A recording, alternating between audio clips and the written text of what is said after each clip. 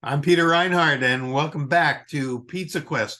And this is a special episode today because we have a guy that most of you who are watching, unless you're friends of Kirk, will not know him. We were with Kirk Dobihal, who is not a professional pizza maker. He's not known in the pizza world, except to a few of us who have gotten to know him because Kirk has done something very unique and extraordinary, and we're going to let him tell us about it.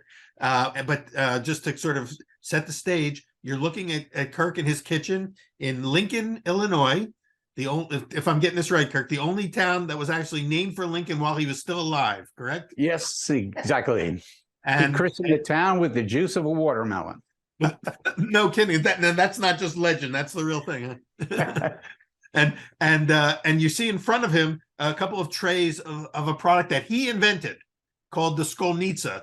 So, Kirk, tell us about yourself and how you came up with this really cool idea. And I can say that I've tasted this, so I know it works. But we're going to let you guys virtually get a chance to see how the whole process works today. So tell us about yourself and about the Sconizza. Well, I've always been, at least since high school, somewhat of a pizza snob. I grew up in Hamden, Connecticut. It's a bedroom community of New Haven, famous for Yale and pizza, especially Pepe's and Sally's on Worcester Street. They're a few blocks away. And in Mr. Reinhardt's book, Search for the American Pie, he makes a statement about Pepe's and Sally's. He calls them the Coke and Pepsi of the pizza world. I've never forgot that. It's a super line. When I go home, Thank you. when I go home for pizza, I always hit up Worcester Street, and Pepe's is my go-to pizza. Now, when I left that area, I came out to the Midwest, Monmouth College, Central Illinois. It was in 1969, a long time ago. I'd occasionally get a slice from Fratters. I was in a fraternity. I couldn't afford pizza myself. I lived on, the food plan that they offered, and pizza wasn't part of it. You were a broke college kid. Broke college kid. And the pizza that I got wasn't the quality of New Haven pizza. So I disparagingly described it as ketchup on a cracker. The bread wasn't much better. I was in a bread desert. In those days, Greater New Haven, including the town of Hamden, was a mecca for pizza. The phone book in those days was thick. I mean thick, 4 inches thick. People aren't aware of phone books like we had back in the day. Really? A phone book? Yeah, I remember that. It was a literal phone book. It was thick, big. And there's a section called the Yellow Pages that had the commercial, almost advertisements. Well, if you look pizza up in that pizza book, there were 48 pages of pizza establishments. Wow. And these weren't the big, the chains. Pizza Huts. Yeah. 48 pages. So sometimes single line for some mom and pop store. And you could get good pizza all over that area of the country. There were some small bakeries that offered up breads, pizzas, pasta. You could get lasagna, you could get sub sandwiches. It was delicious. Central Illinois, on the other hand, pizza was a poor substitute for what I knew growing up. Anyway, to make a long story short, I graduated in 73. I went back to New Haven for about a year. That's another story. But I ended up moving back to Central Illinois, going to school at Macomb, Western Illinois University. And that's where I acquired my teaching certificate.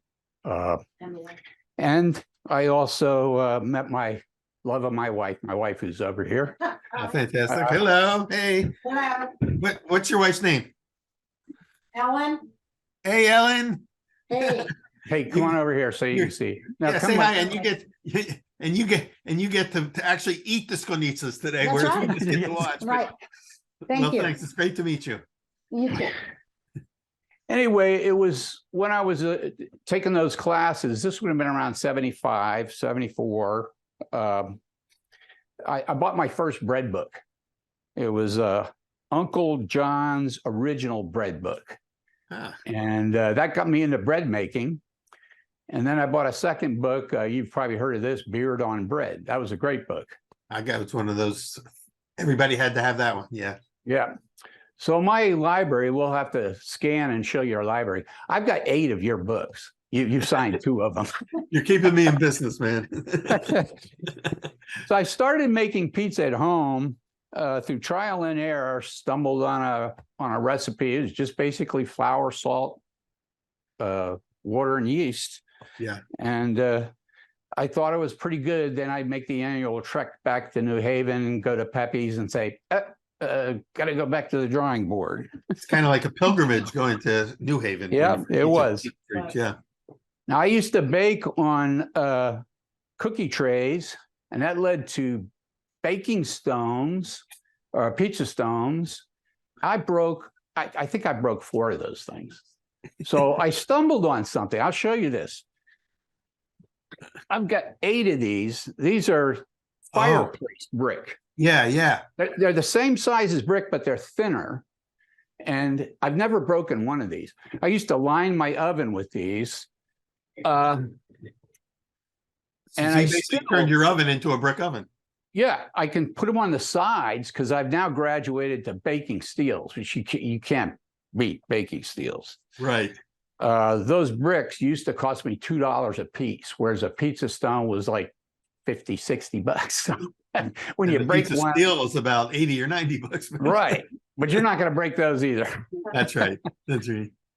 Now my oven can push 500 convex, and when I break my Napolitano style pizza, that's what I utilize. My latest purchase is a Bertello pizza oven. It's sitting on my porch. It's not been used yet. I think this summer I want to put that into action. That operates on gas and wood. Oh, so it's a hybrid, and Yeah. But is it portable? Is it like something you can move around? Or It's portable. I don't want to leave it outside because I'm afraid somebody will steal it because it's so portable. But I want to build like a tiki shed with a roof so that I can bake when it's all weather. So it sounds like that's kind of like similar to an uni or a rock box or something like that. Exactly, it is just like those ovens have taken over the home pizza. It's revolutionized home pizza making. Well, the thing about this oven, there's a heating element below the pizza slab. I guess you'd call it a stone. There's a heating below and above, so you get heating from both directions. I'm just excited to use it. Yeah, I can't wait. Well, you're gonna have to send us some photos, and maybe another time we get you back on to do when you get that up and running.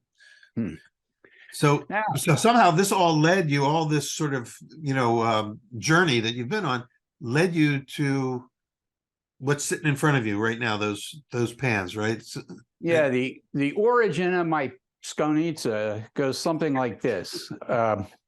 October 3rd, 2021, just a couple of years ago, I'm listening to a Pizza Quest podcast while I'm rowing. That podcast was called Champions of Detroit Style Pizza. And I listened to it recently. It highlights Sean Randazzo and Jeff Smokovich. Right. And they were going on and on about Detroit style pizza. And I've had Detroit style pizza. I like Detroit style. It's not my favorite. It's fairly thick, 2 inches thick. Yeah. Anyway, the discussion included crispy caramelized cheese known as frico.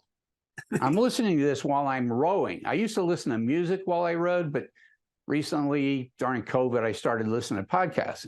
Pizza Quest is one. I keep waiting for the. Fortunately for us, you were listening to podcasts. I don't know how the brain works, but I made a connection. The previous summer, I'd visited Vermont and went to the King Arthur Baking Center. That's a bakery / school / store. It's an amazing place. It's in Norwich, Vermont. Yeah. And it was there I purchased a mini scone pan. And I'm listening to this podcast. And I'm saying, why can't I make pizza in a scone pan. My scone pan's only 1 inch, whereas your traditional Detroit style pizzas are 2 inches. Yeah, like I'm thinking if I use the traditional recipe, my dough's going to explode. So, problem. My scone pan's only 1 inch. So I did a little math, and the solution was just simply reduce the dough amount. to make it smaller. Yeah. Make it small. So I have a Detroit style blue Lloyd, steel pan. Yeah. And I made 2 pizzas that next morning. One, the traditional Detroit style, and I forget where I got the recipe. It might have been in your book, the pan, the pan pizza book. Well, let's hope it came from there, but it could have come from anywhere else. Yeah, I always going online trying to find recipes. Right. So I made one that was fit my scone pan, and to spread the dough, I was using chopsticks. It was pure, what do you say, trial and error. Improvisation. Exactly. But when it came out of the oven, I had side by side, I had a traditional Detroit, red stripe, and I had my pizza in the scone pan, which I then called Sconizza a couple days later. And mine, I think it blew away the traditional. Interesting. And why did it blow it? Why do you think it blew it away? I think it's because it's thinner. I like a thinner crust than that thick sort of casserole cake. Yeah. Yeah. And it had frico in every bite. That's the key. That's the reason it blew it, because that's what everyone yearns for, is that crackly, crunchy frico. So that night, I'm searching for a connection with you, and that's when I wrote you an email. Yeah. And I'm thinking to myself, he'll never get back to me. Is it?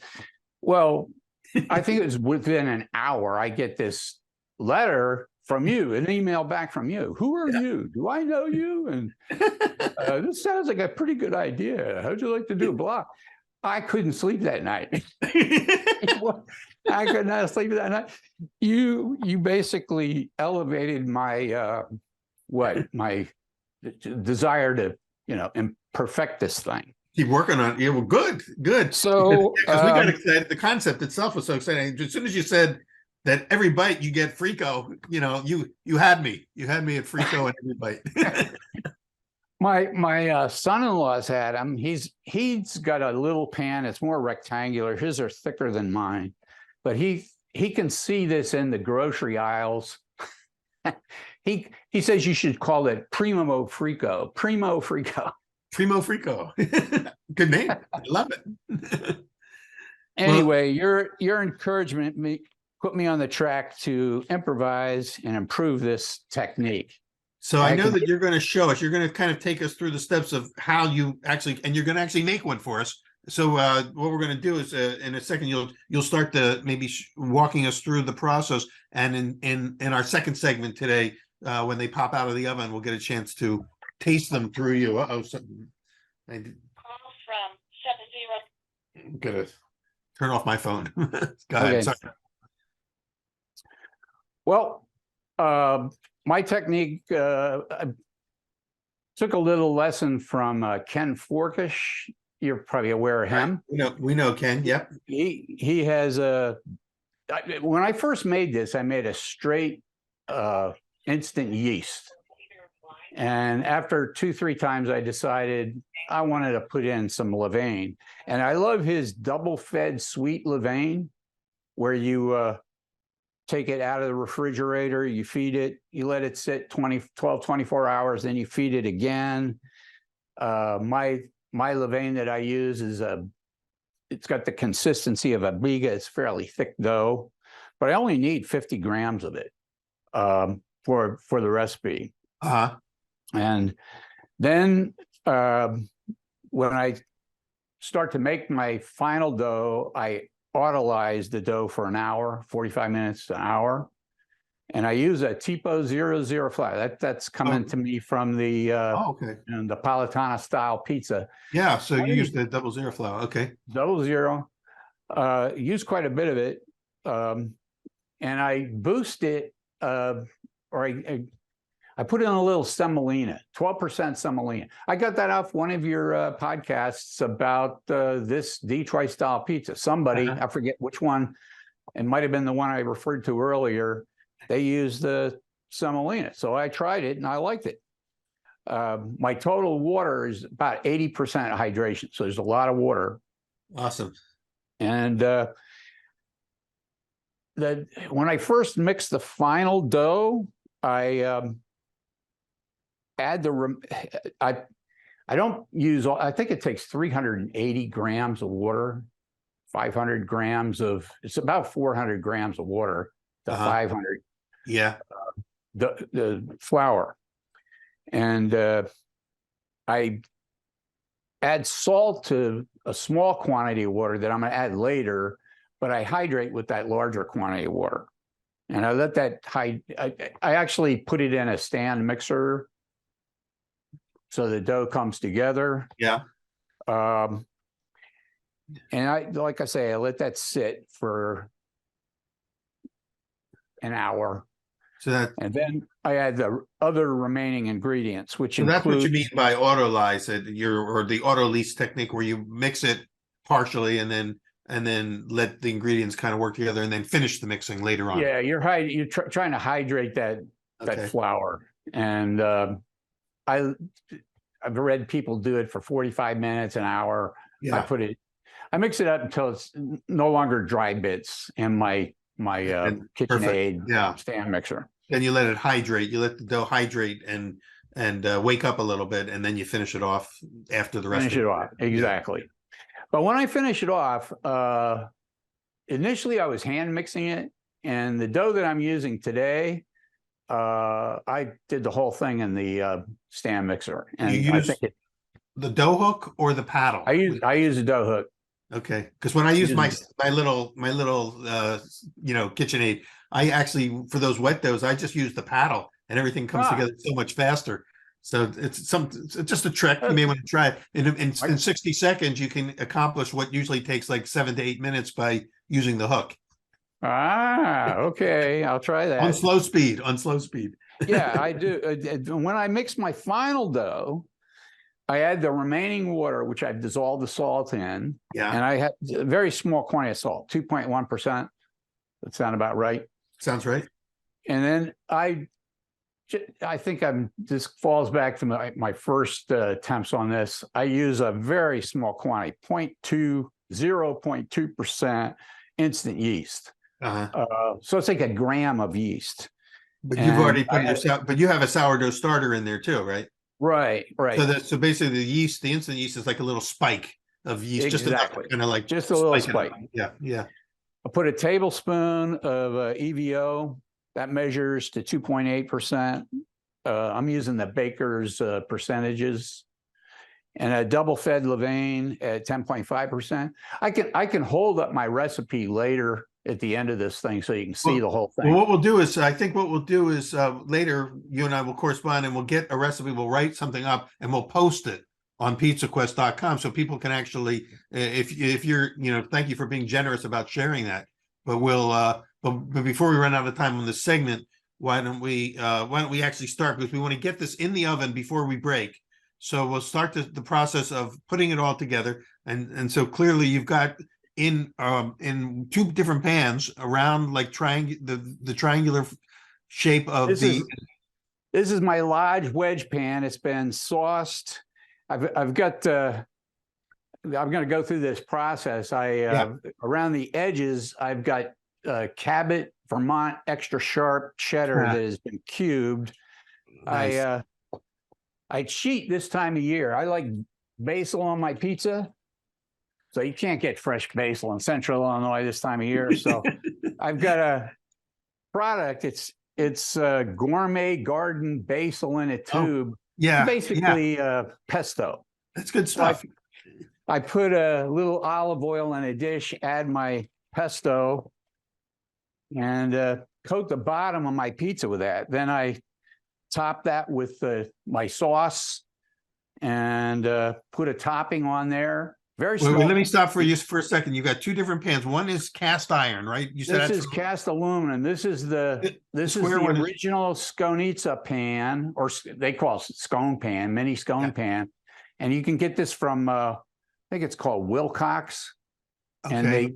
I bought my first one at the King Arthur store. So And that comes already with the wedges in there, right? It's already divided. Absolutely. And that's the one that you said wasn't tall enough, so you cut the dough in half. Yeah, this is about an inch thick instead of the typical 2.5 inches. Yeah, it's an inch and some change. So they're going to be not as thick as a Detroit square pie, but you've got a square, basically a lot of triangles within a square, and then you got a circle with triangles. The circle, a wedge. This is a large pan. They're bigger. They make cornbread in these things. Yeah. And this is considerably cheaper. I bought 2 large pans for the price of one of these. I've got 2 of these now. And in Charlotte, you've got a large store. You got to go to the large store. You can pick one of these up for 20 bucks, I think. I know. I will. It's not far from here. I'm going to go. All right, this is going in the oven right now. I got to set my Okay, so timer you got the for 8 dough minutes. is in there. How long was it rising in the pan before you put everything on it? Oh, well, I'm going to go in that with the technique, but I actually, these haven't been sauced yet. I'm going to do this later. These have been, these I sauced yesterday. So they cold ferment in the refrigerator overnight. So 12 hours, 24 hours, something like that. They air in the fridge, but they don't have the cheese on it or the sauce, right? I actually put the cheddar along the edges. Oh, okay. So you're creating frico. It's rising so that cheese is going to be incorporated, I think. I love it. During the rise. The embedded cheese technique. I love it. And so that's all happening. And then after you pull it out of the fridge, how long do you let it sit before you bake it, or can you bake it right away? I pulled these out this morning. I wanted them to get to room temp before I put them in. So you don't wait for them to double or anything like that. They're ready to bake. No, they'll pop a little bit. It's just really good. All right, so they're going to go in an oven. What's your temperature in the oven? My temperature is 475 convect. Wow. Okay. So it's hot. So you're using convection, and if you didn't have convection, you probably could go up to even 500. Yeah. Wow. So I've got 2 shelves. I put one, I'll set my timer. Also, how long do they typically take to bake? That's 16 minutes, 8 minutes, another 8 minutes. And you kind of rotate them after 8 minutes? Right. Okay. I do a 180 and I switch the one from the top to the bottom, the one from the bottom to the top. Okay. Now, when I visited you this past summer, I gifted you some Sconizzas. I know. I heated them up. You had a vacuum packed. These are in a foods, what do they call that? Food saver bag. Yeah. They're vacuum packed. And I can pop these in my toaster oven. They're ready in well, you did that at home. I did. I took them home. And you know what I did also that was really surprised me was I had a couple that I pulled out of the freezer and I put them in my microwave. And I've always been like, don't put a pizza, you'll kill a pizza if you put it in the microwave. But you know what? Because they're small and they heat up quickly, it worked. It didn't ruin them at all. They still had the little snap. No kidding. Yeah, so I've never done that. I know, who would have thought? Because if you break all the rules, what happens is when you start to innovate, like you did, you thinking outside the box, actually created a new box. You created a triangular box here and come up with something that suddenly all the rules change. And that was kind of a pleasant surprise because, one thing that you hate, if I'm going to heat up a few of the triangles for myself or my wife, I don't want to heat up my oven for 20, 30 minutes, to create it and all. Yeah. But to be able to get them out in like a minute or so in the microwave and be able to eat them, it makes them an instant snack. My God. You break the you break the rules with just experimentally, and sometimes it works and sometimes it's totally destroyed. But I had to find out. Well, the one thing that kind of worries me, if I was younger, I would actually maybe try to commercialize this, but I'm 71 actually, and maybe my son-in-law will take over on this. He's a banker, so he knows about money. But the one thing, this is a labor of love because it's a 3-day process. The first day is easy because I'm just taking my levain out of my starter out of the refrigerator and refreshing it. It's not much to do that day. The second day is a big day because I've got to prepare my dough, and that's a process. I also make my own sauce. That's a process. I see the sauce in front of you. So are you using that? What are you doing to make that sauce? This is Greg's sauce, my son-in-law, which I tweak a little bit. Let me get my book out. I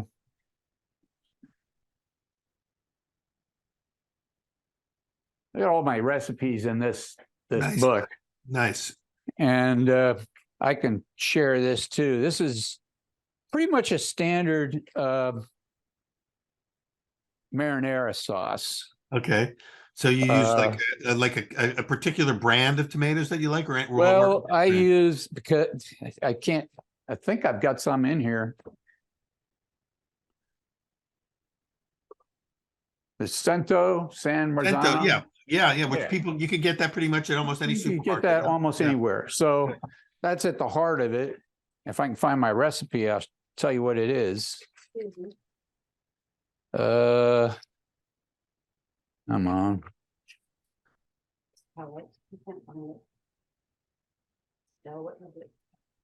No, it's in here. You know where it also is.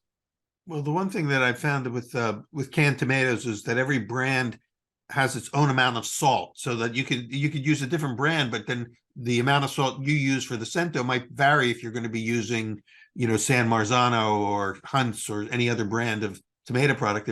And also the amount of wetness, how liquid that sauces can vary from brand to brand. Well, when I initially made this, I made it by hand squeezing. Oh, wow. I like the hand squeeze because I like that on the Napolitano style pizza. Yeah. But it's too chunky for the Sconizza. They're so small that I use a food processor. Gotcha. The ingredients are just 1 can of this. I put 1 tablespoon of EVO. I put a teaspoon of salt, and I use extra fine. I use extra fine salt. I put a teaspoon of dried oregano, and a teaspoon of red wine vinegar. And I reduce. He puts like 2-3 cloves of garlic. I put 1 clove, 1 clove of garlic that I press. 1/4 teaspoon of black pepper. Just put it in the processor, pulse it until it's smooth. Well, Kirk, let me just jump in here for a second, because we're coming to the end of this segment. What we're going to do is we're going to take a little break. I know that you've got, at some point, you're going to be rotating those pieces and switching shelves. So what we're going to do is we're going to take a break here, and during the break, we'll let you continue to rotate the pieces and get everything ready. When we come back from the break, we'll let you pull them out, show us what a skonizza looks like after it's baked, and we'll talk a little bit more about the process of how you got there. Okay, so we're going to take a little break here. For those of you who are watching or listening, join us for the next segment, and we will be back real soon with Kirk Dobihal, coming from Lincoln, Illinois, the Sconizza. Welcome back to Pizza Quest. I'm Peter Reinhardt with Kirk Dobihal today, coming to us from Lincoln, Illinois. Kirk, before we broke, you had put the Sconizzas into the oven. While we were on break, you rotated them. They're still baking. They're not quite ready to come out yet, but I think they're about to come out. So why don't we let's just tell us a little bit about what you've got in front of you now. I see you've got some more product there, it looks like. Can you hear me? I can hear you. Okay. Yeah, so you've got some more Sconizzas in front of you. Are these Sconizzas that are going to go in when the other ones come out? Is that what that is? Yeah, this is these are going to go in after the other ones come out. I can cook 4 at a time, but I thought I didn't know how this would go. So I thought, well, I'll get one in the oven right at the start. So it's done. And who knows? So are these have these not been sauced yet?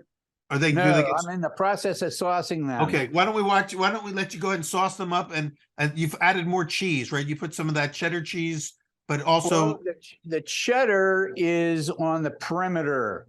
Okay. That went in yesterday. So these ferment in plastic bags in my refrigerator for a good 12 hours. beautiful. I took them out about an hour, 2 hours ago. They're still cold. I brush on a little pesto, so it gives us some basil. Huh. And I'm distributing now a teaspoon. It's all it takes. A teaspoon of sauce. Yeah, these are scone-sized pizzas, basically. Yeah, So a they're, little like you say, bit of sauce. bite-sized snacks. It's You perfect. can eat a whole pie. Yeah, I'm they go down pretty easy too. I'm taking these to a Dobihal reunion this August, and my nephew said, "You're gonna have to make a lot of those. I can eat a bunch of these." So, anyway, that's got sauce. You've created as a sort of family obligation now. You're going to be the Sconizza guy in the Dobihal family, and they're going to expect them. If you to show up without the Sconizzas, then they're going to be pretty upset. So I've got different toppings over here. My wife particularly likes Canadian bacon, so I put some Canadian bacon on these. Wow. Just one little quarter slice. Uh-huh. I've got some sausage. Now I pre-cooked the sausage so it doesn't get quite as greasy. That's a good idea. And some pepperoni. Of course, got to have pepperoni. Pepperoni. Also a big fan of Mike's Hot Honey on the pepperoni. It's good. Yeah, but that's taken over the nation, it seems like. So do you put the hot honey on all the different ones, or on only particular ones? I've got 2 sausage, 2 Canadian bacon, 2 pepperoni, and 2 are just going to be like margarita style. Cheese and sauce. So I put it on a little bit of, now I put on mozzarella. Fresh mozzarella, or well, I don't know how they say it's fresh on the package. yeah. So as opposed to Belgios. I don't know how to pronounce this guy's name. Belgioioso cheese. That's a fresh mozzarella of cow's milk mozzarella. Yeah. Also known as Fior di Latte. Come out of the oven here. All right. So now we have to honor the bell. When the bell dings, then everything stops, and we deal with, if the pizza's ready, we're ready for it. Yeah. Hopefully it's not burned on the top. You zoom in on this. So you're pulling, you're pulling it out. We're getting them close to the camera now. Oh my God, the cheese is all melting. Yeah, is it where you want it to be? It looks like we're seeing some really cool brown, crispy edges. Crispy. Yep. I'm going to set this down, but I need a trivet or something. Okay. Yep. Yeah. And then I got another one in there. Thank you. Thanks for jumping in there with the trivet, with the cooling rack. Okay. This is on the wedge pan. So these are the bigger ones. The bigger ones, even though they're bigger, they take about the same amount of time to bake as the little ones, huh? Just about. Yeah. The beauty of the large pan is it's cast iron, and if I don't like the bottom, I can put it right on the stovetop.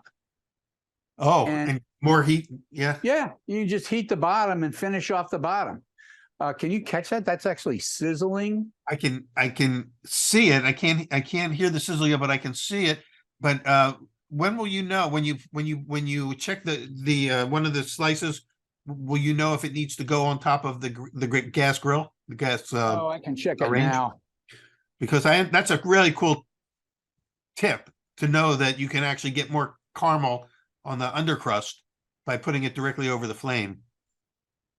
Now these, I use a spatula, offset spatula. Yeah. go around the edge. And, these come out pretty easily. Uh, Whew, hot. Before you put them in the dough in, do you grease the pan? Oh, yes. Put a So little you bit of grease- olive oil in there. Okay. Was that on that? All right, so Yeah. here comes The visual? first skonizza is out of the pan. That's one of the smaller ones. Now you're doing the big cast iron one. So these are not quite twice as big, but they're bigger. There's eight wedges in this round pan. Yep. I might have to put this on the oven. Yeah, let's take a look at that undercrust and see if you got brown or just. You know what I did on this? You can see the sesame seeds. Oh, you got sesame seeds underneath. Okay, so you put that down before you put the dough in. Yes. All right, so I'm going to let you make your judgment call now. If you want to put that pan back on the stovetop to brown up the bottom, it's I think I do want to put that one down. okay. Why don't you go ahead and do that while the pan's still good and hot, and then you can come back and depan all the other skonizzas. Yeah, I like this idea. And then the ones that you're working on, we can just come back to those and finish them off and pop them in the oven later. So what do you do about a medium heat, medium flame? Pretty medium flame. Just you're able to finish off the. Oh, thank you. Okay, now we got eight cast irons going back on top of a flame to get a little bit more caramelization underneath. And the ones that were in the square pan, they were already brown enough, right? Yeah, look at this. I'll show you if you can zoom in on this. Yeah. You see that close? A little bit more, tilt it more towards you. Yeah, there you go. There's the caramel. Yeah, I see. So we got starting to see some browning underneath there. Yeah. Well, it makes sense. When you think about it, the cast iron is so much thicker than the cast aluminum that it's going to take longer for the heat to penetrate, into the bottom of the pan. So I could see where it would take either a few extra minutes in the oven or that finishing touch of putting it over a flame and browning it, on the range. From your experience of doing these in the past, how long do you usually have to put it on a flame to get the finish off?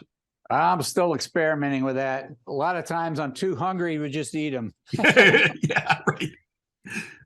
Well, that's the cool thing is it's a work in progress. It's been less than a year, right, since you've created this concept. Yes. So you've been and when I saw you was back in the late summer, early fall. You were, fortunately for me, this was through a nice coincidence from the universe. You have family in Charlotte, which brought you here, right? So we got a chance to get together in person. And you visited me at Johnson and Wales and brought me some in your vacuum pack skonizzas, and I got to taste them, directly from you. So you also, I think I had 6, 7 of those bags, and some of the family had. I brought 4. I gave you 1 bag, but we gave 3 to a culinary class, and I wanted to get some feedback from those guys. I didn't know if. What did they think? You did bring I was giving you a tour and there was a bread class going on, and you got to meet my colleague Harry Paymuller, Chef Paymuller, who flipped over him. He told me later he really thought that was a ingenious concept, and of course, look, at this point, the students, first of all, it could have been even mediocre pizza and they still would have flipped because it's pizza, they love it, but they, beyond that, they had never seen anything quite like that, where you got that great with all that frico, all that crispy cheese around the edge. So it was a hit, needless to say, it was a huge hit. And if you were to show up with a cart every day and offer them for like $2 a wedge, you could make a whole lot of money. Yes, like I said, so that's it. That was like about a minute and a half on top of the gas, and now you think you've got the bottoms where you want them on the in the round pan. 2-3 minutes on the top of the stove just to finish it off, and that's really probably the only time I've kept it on there that long, because usually I just take them off. Yeah. So now, do you typically take them out of the pan quickly so that they don't steam in the pan, or do you let them sit in the pan to continue cooking? I let them sit there just a little bit, but once I put cheese on this, I think I'm going to take them out and put them on the rack. Because you're right, they'll steam, they'll get, that you don't want them to steam. So are you actually putting more cheese on after it comes out of the oven? No. This is another wedge pan that. Oh, this is the second batch. Okay. This So second these batch. are getting ready to go into the oven. Yeah. What I do now is I can put a little bit of oregano on top of these. Okay. Okay, if you just step a little bit to your left, yeah, so we can see what you're doing. There you go. And just a little bit of oregano. so a little herb at the end. There's one other thing I want to put on there. Oh, I've got some Romano cheese that I'm going to grate. Oh, a little grated cheese too. So now you got some finishing touches. And you're not, and by the way, you're not putting basil on because you already put the basil on. You put the basil on before you even put the sauce down. Yeah, if I had fresh basil, I'd put fresh basil, but yeah, like we're wintertime here, so right. no basil in this neck of the woods. So anyway, they're ready, and I'll start popping these out. You see how that works? Yeah, now you're going to get. I still have to wear a glove because I'll burn my hand off. Yeah, that pan's going to stay hot for a long time. Yeah, now's the time where, usually when they start coming out of the pan that family members who you didn't even know you had start showing up and asking, what are you doing? And can I have a little taste? Yeah. Oh, this one came out really good. So the nice thing is that they just popped out. You just going around with an offset spatula is a great idea because you can get right in there and it's thin and you can get in between the crust and the pan. Yeah. Yes. There we go.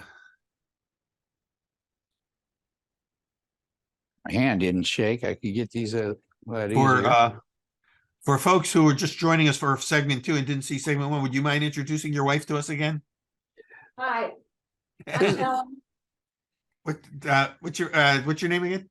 I'm Ellen. Ellen. Ellen. Okay, gotcha. All right.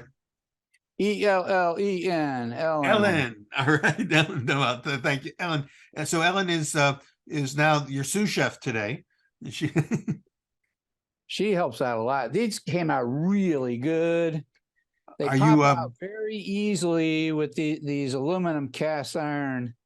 I mean, they just come out super fast. Have you maxed out on these yet, Ellen? As far as have you gotten tired of them? Are you?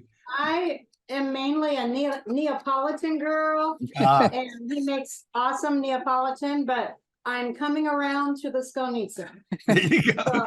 Well, this is and because it's not the true Detroit thickness, it's really kind of a hybrid, and so it's not too doughy.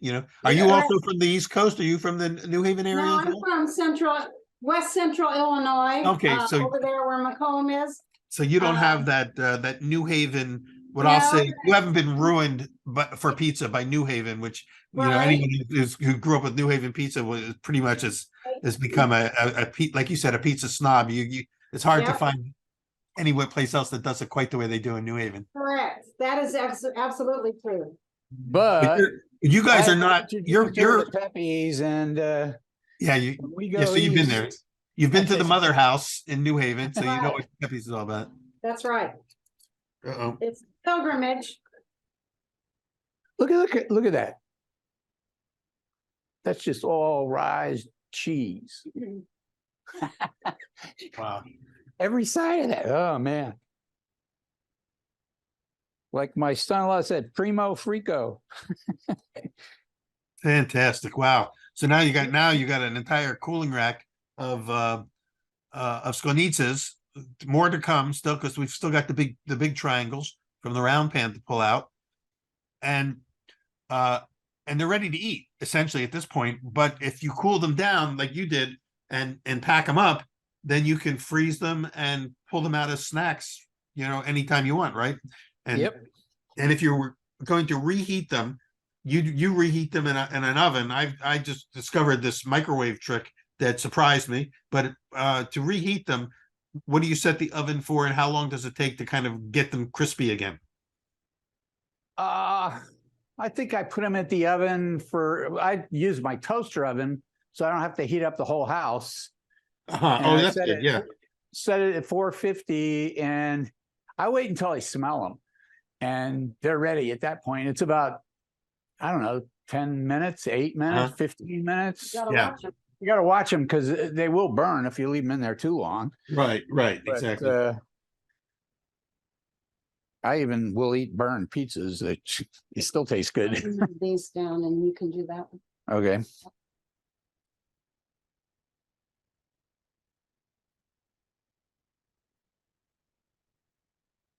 My camera guy here has never had one of these. He soon will. You want to taste one of these right now, and we'll get your We first. definitely want to taste one. We want to taste one through you. We'll be the vicarious tasters. Come on over here and have one. This is first time. Really? Oh. What do you think? Pretty great. Are you getting a nice snap, a nice crisp snap from the edges? Yep, all the edges are crispy. It's still soft though. It's not too crunchy or crackery. So unlike a square pie like Detroit style, which comes, one big square where only the four corners get maximum frico, with the skonizza, every bite has frico in it. It has that crispy cheese edge that people love. Yes, incredible. All right. Yeah, it's amazing. Can you do me a favor, Kirk, and hold up one wedge really close to the camera so we can see the structure of the crust itself? See if we can see any sort of popping or air. So it's a pretty thin crust. I would say that in this method, your crust is no thicker than a regular, Neapolitan pizza, so that you're really getting the best of both Neapolitan and Detroit all in one bite. All in one bite. Did you put hot honey on that too? Say that? It looks like it's a little shiny. Did you put any hot honey on that? No, did not. But you That's will. Just olive oil. I brush on some olive oil into each of the pans before I pan them up yesterday. Fantastic. And the other thing I tried, did you have one with sesame seeds on the bottom? Yeah. Yeah, that was brand new. That's a great idea. I have not tried that yet. We got in the book, in the Pizza Quest book, where we feature like 35 pizzas from around the country. There's a technique that a couple of different pizza makers are using where they for their Sicilian style pizzas or grandma pizzas, they roll that undercrust in sesame seeds, or they put sesame seeds in the pan before they pan the dough, so that you get that added layer of flavor of crunch. Crunch. I think it's a crunch. Yeah. So you've applied that technique to this. I wrote that lady's name down. Is it Mama's Patty's? Patty's grandma pizza. But Patty is the grandma. Yeah, exactly. And she's the one that put the sesame seeds on there. That's right. Okay, so I'm glad to know that that's where you got that idea from, because I've got the book right in front of me here. Yep. And let me see if I can find that one. 96. I looked it up the other day because this was brand new. I've never had it before. I got to try this. This is from Audrey Sherman Kelly. The Patty style grandma pizza. Let me see if I can find the photo in the book, because each one of these pizzas we do have a photo, and they're out of Boulder, Colorado. It's Audrey's Pizza Garage, I think they call it. And here's a photo of her pizza done grandma style, baked in a square pan, with that. I think hers is a single bake. Let me see. Sometimes some of the grandmas now are using a pre-baked. You par bake the crust and then finish it. Let me see if she does hers that way. I gotta still take these out. No, I can do it. Yeah. I can do it. Yep, I can single taste bake. that sesame seed. I like it. You like it? Okay. So- There's definite flavor in there that wasn't there. Is this without a the new, sesame is seed. this a new innovation that you've just started doing, or have you always done the sesame seed This is the trick? first time I've ever done it. The first All right. Wow. Bold, doing it on live TV for the first time. Flying without a net. I will definitely do that again. There's a definite, you haven't had one yet. Not yet. All right. Ellen, we got to get your reaction then. All right. Here. So this try is one. this is great Sesame because seed. you know what that says to me is that as we always say, the learning never stops. We're always you come go. up with new ideas. Ellen's going to take a bite of it now. We'll see what she thinks. That's the original Sconizza. Does that one have the sesame seeds on it? Yep, it gives Yeah. added crunch. You like added it? crunch. Yeah, Excellent. And you can taste that sesame seed. You can really taste it. I Well, don't this is- overload it. I think one of the things about pizza is being a minimalist. You put a Yeah. little bit, goes a long way. Yes, yes. We always I- say more is not always better, just better is better. Yeah. no, No, a lot of people load down their pizza with toppings, and man, it's just not good. So these Well- come out a little better with every bake because I think they're getting better seasoned. Uh-huh. Oh, you mean the pans themselves? Yeah. The Yeah, pans you're right. themselves. Yeah. These pans there's 21 grams of dough in the wedge pans and only 16 grams in the Sconizza pan. So for those people who can't make that calculation, 21 grams is about 3/4 of an ounce of dough. That's all it is. It's 28 grams to an ounce. So it's only 3/4 of an ounce of dough in each Sconizza. So that's kind of a good reference point for all of you. And then for the smaller ones, for the original, the square ones, 16. So that's not even, just barely over half an ounce of dough. I like the way the fact that it's not super thick, and that each bite really doesn't fill you up with bread as much as it is. It's what you're really going for is that sound, that crunch, that cheesy sort of explosion. It's just a flavor bomb, each one. Yeah, it is.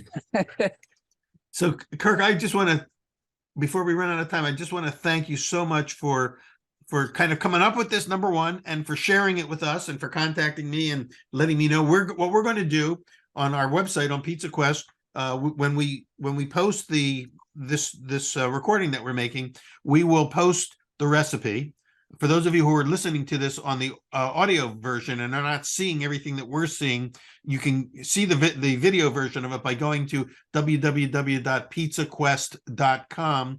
And you'll be able to see not only the Kirk in action and making these, but also we'll post the steps for how you got this to happen. You know, including the amount of dough. It depends on the size of your wedge, how much dough to put in there. And I think very helpful for people to know that, number one, you can get a wedge type pan in cast iron from Lodge, which is sort of the main cast iron pan company in the country. Although now I saw a nice episode on TV the other day of all the different competitors now that are coming out with new innovative, cast iron pans. But Lodge is the granddaddy of the cast iron. And then there's also the cast aluminum pan that has it's a square pan that gives you how many units come out of that? There's 16 units. The pan measures about 8 inches across, so it's an 8-inch square. Okay. Inside the square are 4 additional squares, and then those are about 4 inches. And what I do when I take my dough, I take dough that will match my pan. Right. And I divide it in fourths, and I press that out into a square. This is what works. I press the dough into a square, and then I cut it from corner to corner, just with a dough knife. just press Just go down. right across, diagonally across. Yeah. Yeah. And then basically just plop it in the cell, plop it in the mold. Yeah. And you have to stretch it just a tad. So that's a But- good point. So you don't really have to weigh each individual piece. You can just weigh the big piece and then cut it into, equal portions. Take your 16 grams, multiply it by 16. That gives you the total dough for one pie. Or And if then you're you using kinda the do other the pan, same. yeah. How many units there? 8? Was it 8 in that There's one? 8 in the wedge pan, and those weigh 21 grams, which that's what works. Interesting So that you got twice as many skonizza in the square pan, but the dough is not twice as heavy. It's actually you're using less dough in the round pan in the larger skonizzas than you are in the smaller ones, because it's 21 grams versus 16 grams. Isn't that what you said? 16 Right. It's a little bit more dough, but then there's, one pan is only 8 skonizzas. Yeah. So that one's easier because I take my dough and I roll it out into an 8-inch circle and then divide it into fourths. And then Divide your fourths in half, Yeah. and you got your wedge. got your 8. You got your 8. Yeah. Yeah. Initially, I took them out with a scoop, like a tablespoon scoop, a teaspoon scoop, and then I tried to form them in the pan and Dimple them with chopsticks and everything else. Yeah. Now you got a system. That's- chopsticks. That's the cool thing, is that, as the more you do these things, and this is just for everybody and all of you out there who are probably doing creative things at home, is there's a process, there's a learning curve in all of this. And the more you do it, you come up with ideas. Sometimes you wake up in the middle of the night with wait a minute, I could try this, and you can't wait to get back in the kitchen and try it again. I'm sure that there's still more innovation to come. And by the way, any of you who are listening or watching and are working on something interesting like what Kirk's doing, I mean, this opens the door for you to contact me. Write to me at peter@pizzaquest.com and tell me your ideas, and let me know if you'd like to share them with our viewers and our listeners, as Kirk is doing today. So Kirk, again, I want to thank you. Thank you, Ellen, also for backing him up. And who's your cameraman today, Kirk? Introduce our cameraman, Oh, come on over here, Zach. This is Zach Embry. Embry. He's Hey, a Zach. cameraman at our church. I make communion bread for our church. And I was thinking last Sunday, I said, man, my wife, I can't see her walking around with my laptop trying to get good pictures. Yeah. And he Into your rescue. came to my rescue, and Fantastic. Thank we're you gonna so have some much. pizza and beer here shortly. Your reward awaits you. Yes. This will be in advance of your heavenly reward. You will have a Sconizza reward today.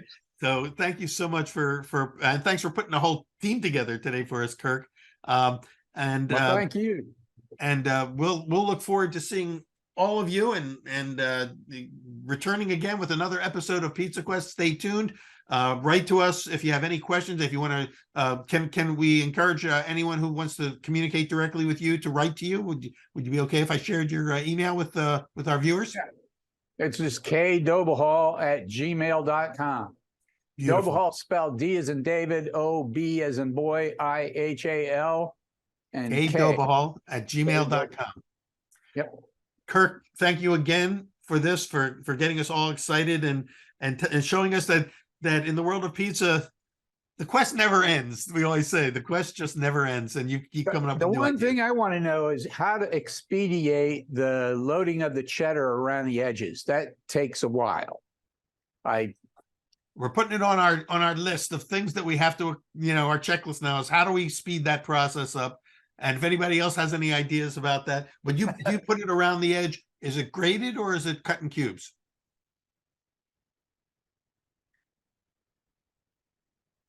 I first cut slabs, Uh-huh. then I cut slabs into strips, Uh-huh. and then I just cube it.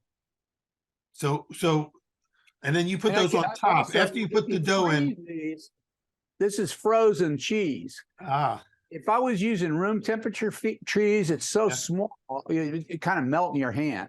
I see. Now, And do you put the dough in first and then the cheese around the rim? around the put the perimeter. dough in, let it relax a little bit. Then Yeah. I try to put the cheese. Well, you can see it here. I like This is- that. I think your idea of putting strips around the edge is a great idea. No, well, I've Oh, tried you need that, the but I cube. like the cubes. Okay, well, there it is. And I as think the it gives you cubes better melt, lattice. as the cubes melt, they go down the sides and they give you that frico. My brother told me, why don't you just shred it? It's a lot easier. And I tried that, but I Okay. think cubes, I think they melt better. And you gave me that hint when I talked to you. Yeah, because the cubes they buy you a little more oven time before the cheese starts to get too brown. I think And so. So yeah, so there's still some It's right here. more learning to come. Look at that. All right. It's all ready. I know. They're so cool that it's hard to stop like being fascinated by them. So what I'm going to do is we're gonna call this show over for today so that I can get in the kitchen and put some together for myself. And I will look forward to seeing you next time you're in Charlotte. I know you'll be coming, and also when we post this episode, I'll let you know, and then you can let all your friends know, and everybody can learn how to make these. Thanks for a great idea, Kirk, and we'll see all of you on the next episode of Pizza Quest.